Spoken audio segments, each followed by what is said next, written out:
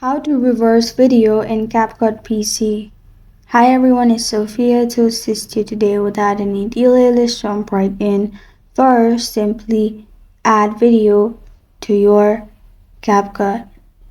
Then you find reversed option on top, which is play like button with half circle on it. Simply click on reverse.